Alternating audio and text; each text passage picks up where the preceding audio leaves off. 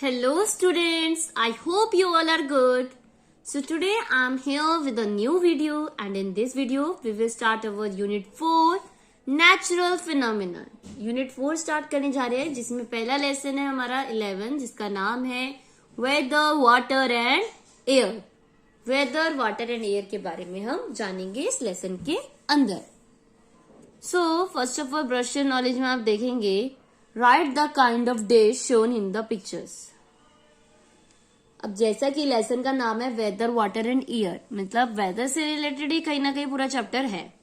तो अब आपको बताना है ये जो पिक्चर दिख रहा है आपको इसमें कौन सा डे शो हो रहा है. सनी डे, रेनी डे, किस तरह का, स्प्रिंग, विंटर, किस तरह का शो हो रहा है आपको लिखना है.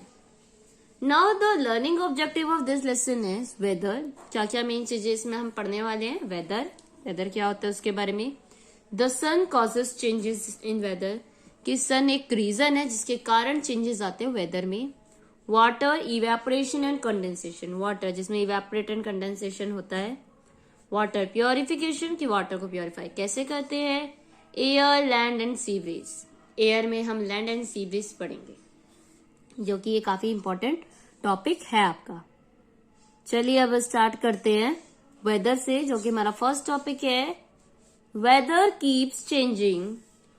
वेदर क्या होता है, हमेशा चेंज होता रहता है. आप जैसा कि देखो आप जहां भी रह रहे हो वहां पे सेम वेदर तो नहीं है ना. कभी रेनी डे मौसम थोड़ा ठंडा सा हो जाता है, आंधी वाला आ जाता है, या ऐसा कभी समर रहता है तो कभी विंटर. ऐसा तो नहीं पूरे टाइम आपका सिर्फ समर सीजन ही चल रहा है या विंटर सीजन. सो जो वेदर होता है वो हर जगह का अलग होता है. आप देखोगे हमेशा समर सीजन नहीं चलता. कुछ समय समर रहता है तो कभी विंटर, कभी स्प्रिंग तो कभी रेनी. सीजन वेदर चेंज होता रहता है. कोई भी रेगुलर वेदर सेम नहीं रहता. कई बार तो हमें सेम डे पर ही चेंज करना रहता है. मॉर्निंग में सनी टाइम होता है, शाम होते होते ठंडक सी हो जाती है, क्लाउडी सा हो जाता है वेदर. तो वेदर चेंज होता रहता है. In the same day we have a cloudy day and suddenly a sunny day as weather changes from day to day. कि सडनली क्लाउडी हो जाता है, कभी सनी हो जाता है, एकदम से वेदर चेंज हो जाता है. And sometimes from hour to hour, कई बार कुछ घंटों में ही चेंज हो जाता है. Weather is the condition of the atmosphere at a particular time and place in terms of temperature, wind and moisture.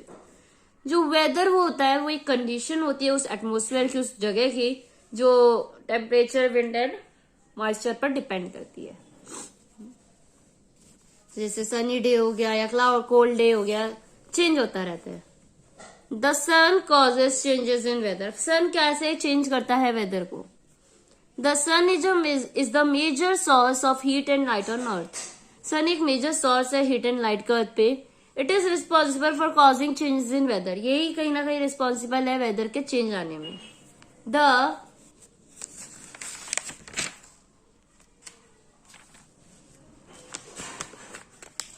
The earth rotates on its own axis due to rotation. The part of the earth facing the sun has day and the other part has night. Thus the rotation of the earth on its axis causes day and night. अब earth जैसे जैसे rotate करती है, अपनी ही जगह पर घूमती है, उसे बोलते हैं रोटेशन. अब जो पार्ट अर्थ का सन की तरफ होता है उस अर्थ तो डे होता है. एंड जिस पार्ट पे सन की रेस नहीं पड़ती वहां पे कौन सा समय हो रहा होता है, नाइट का टाइम हो रहा होता है. तो कहीं ना कहीं जो हमारा सन है डिपेंड करता है डे एंड नाइट चेंज के प्रोसेस में. ये जो डे एंड नाइट है रोटेशन होता है, ये चेंज होता है, वो कहीं ना कहीं सन के कारण ही होता है.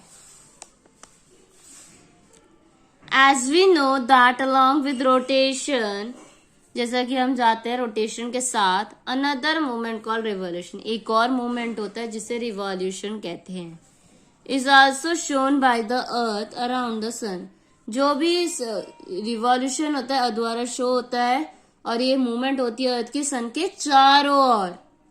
As the earth revolves around the sun, one half of it's close to the sun while the other half is away from it. जब अर्थ रिवॉल्व करती है सन के चारों ओर तो जो आधा सा पार्ट सन का क्लोज होता है सन के, तो वहां पे कैसा होगा, काफी गर्मी होगी. जो पार्ट दूर होगा उधर उतनी गर्मी नहीं होगी. The sun gets more heat so has warmer and longer days. तो जो पार्ट अर्थ का क्लोजर होता है सन के, वो उसे क्या मिलती है, ज्यादा हीट मिलती है, तो वहां पे काफी वार्म एंड लंबे डेज होते हैं। It is summer in this part of the world, means उस जगह पे अभी कौन सा सीजन चल रहा है, समर का। The other part of the earth which is away from the sun has cooler and shorter days. जो अदर पार्ट है अर्थ का जो कि दूर है सन के, वहां पे कूलर एंड शॉर्टर डेज होंगे और वहां पे विंटर का टाइम चल रहा होगा। कौन सा चल रहा होगा, विंटर। सन का जो पार्ट सन का कह रही हूँ, अर्थ का जो पार्ट सन के पास होगा तो उधर ज्यादा हीट पड़ रही है, जिसके कारण वहां पे समर का टाइम रहेगा, गर्मियों का। बट जिस पार्ट पे नहीं पड़ रही है ज्यादा सन की रेज, जो दूर है, उधर ठंडक रहेगी, तो उधर विंटर का टाइम रहेगा। The sun causes wind to blow. Sun कहीं ना कहीं सन कारण भी है विंड्स के ब्लो होने का, हवा चलने का। Sun also causes winds to blow. Sun भी एक कारण है विंड को ब्लो करने का। The sun heats up both land and water. Sun कहीं ना कहीं दोनों को हीट कर देता है, लैंड एंड वाटर दोनों को गर्म कर देता है। सन की रेस के कारण दोनों ही चीजें क्या हो जाती है, काफी गर्म हो जाती है। During day time the land gets heated up due to the heat of the sun. अब जो डे टाइम होता है उस समय क्या होता है, लैंड को काफी हीट मिलती है, जिसके कारण वो काफी गर्म हो जाता है सन की हीट के कारण। Because of this the air above the land also heats up. अब जब लैंड हीट हो गया तो लैंड के ऊपर की जो एयर है वो भी गर्म हो जाएगी। Since hot air is lighter it rises up, so the cool and heavier air move in to takes its place. अब जो गर्म हवा होती है ना वो बहुत हल्की होती है, तो वो और ऊपर उठ जाती है, एंड जो ठंडी हवा होती है वो हैवी होती है, वो नीचे आ जाती है। तो गर्म हवा ऊपर चली जाती है, ठंडी हवा नीचे आ जाती है। तो in this way the wind blow, इस तरीके से विंड ब्लो करती है। सो कई बार ये क्वेश्चन आ जाता है कि ट्रू फॉल्स में पूछ लिया जाता है कि, या वन वर्ड में भी पूछ दिया जाता है कि कौन सी एयर राइज होती है, क्या कौन सी एयर हैवी होती है। हॉट एयर कैसी होती है, लाइट एयर होती है, तो वो राइज करती है अप या नहीं। तो हॉट एयर लाइट होती है और जो कि राइज करती है। कोल्ड एयर जो कि हैवी होती है, वो जो कि नीचे की तरफ, डाउन की तरफ मूव करती है। जो इस तरह से दोनों एयर्स मूव आउट करती है। नेक्स्ट है the sun causes change in the states of water. अब कहीं ना कहीं सन के कारण ही वाटर के स्टेट्स में भी चेंज आता है। Sun also change the states of water from water to water vapour. Sun कैसे चेंज करता है स्टेट वाटर की, वाटर से वाटर वेपर की फॉर्म में, फिर vapour to water and water to ice. Vapour से फिर वाटर बन जाता है एंड वाटर से आइस बनता है। The heat of the sun changes water into vapour. Sun की हीट से वाटर किस में चेंज हो जाता है, वाटर वेपर में।